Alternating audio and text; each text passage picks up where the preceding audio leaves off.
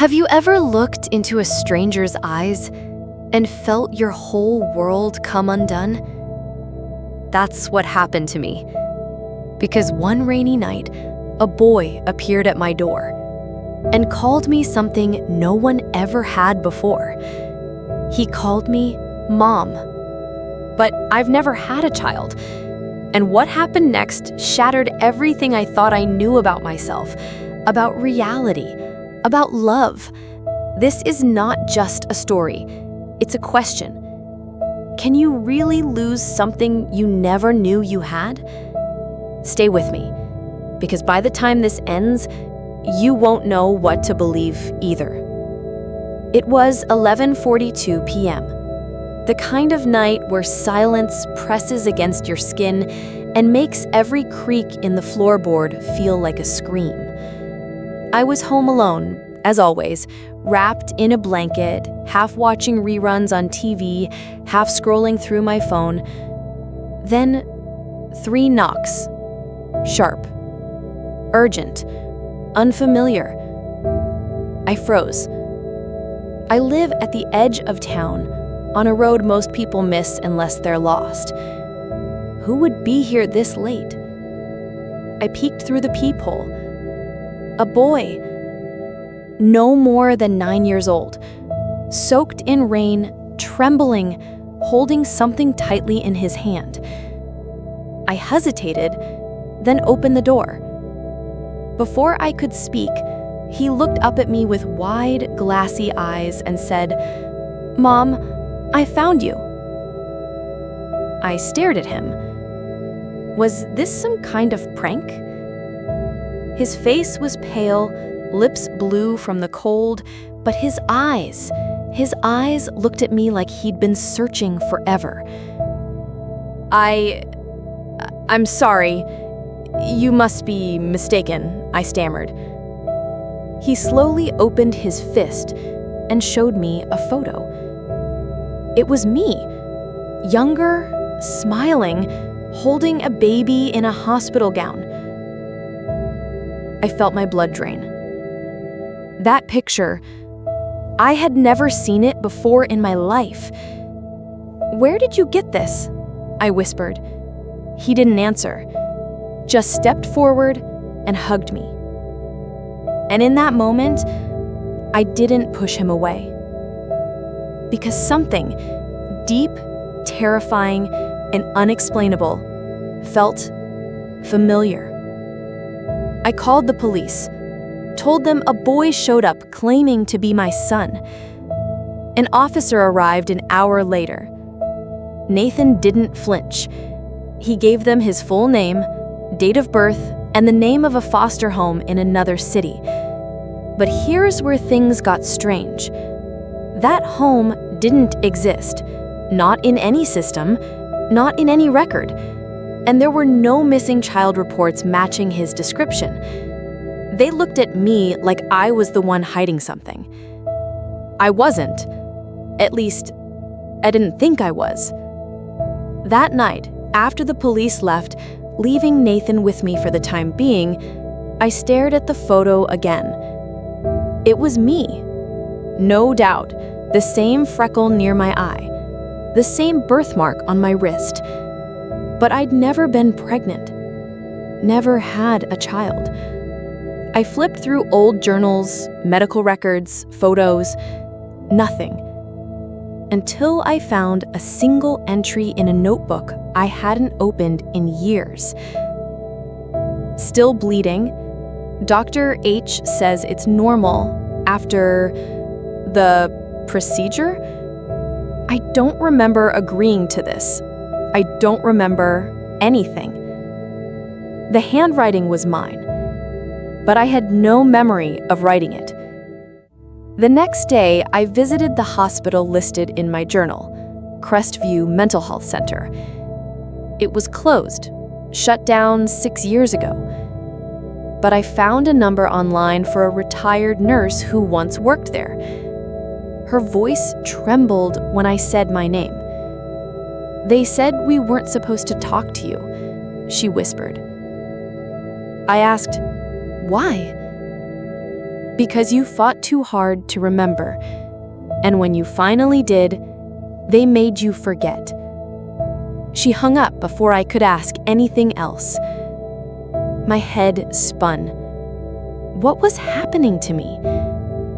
Was I losing my mind? Or had I already lost it and was just now waking up? That night, I had a dream. A baby crying, a man yelling, a cold room, a hand covering my mouth, and then me, screaming into nothing, begging them not to take him. I woke up in a cold sweat. Nathan was standing at my bedroom door. "I used to hear you scream in your sleep," he said softly. "Back at the center." "What center?" He looked down. "The one they put you in, after you forgot." I didn't know what to say, because now the dreams were becoming memories, and the line between reality and fiction was breaking apart. I started digging. Old emails, messages, receipts, anything that felt off. I found one. A payment made to a private clinic under a name I didn't recognize. I visited it. The building was now a spa, but as I turned to leave, a woman in a red coat walked by me, and I knew her face. I didn't know how, but I did. She froze too. "You shouldn't be here," she hissed. "Who are you?" "Your therapist, or at least I was, before you started remembering." She didn't speak again, just walked away fast.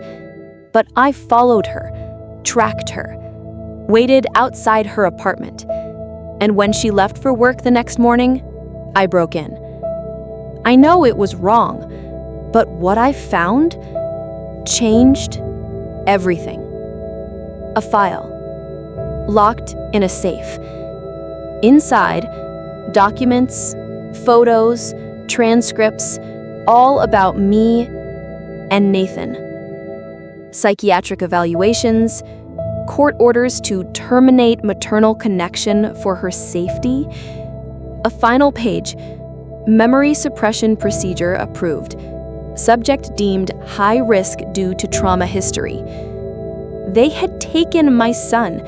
They had erased him from my mind. One name kept popping up in the documents. Dr. Malcolm Reese. I found him. He wasn't a doctor anymore, just a broken man in a dirty apartment.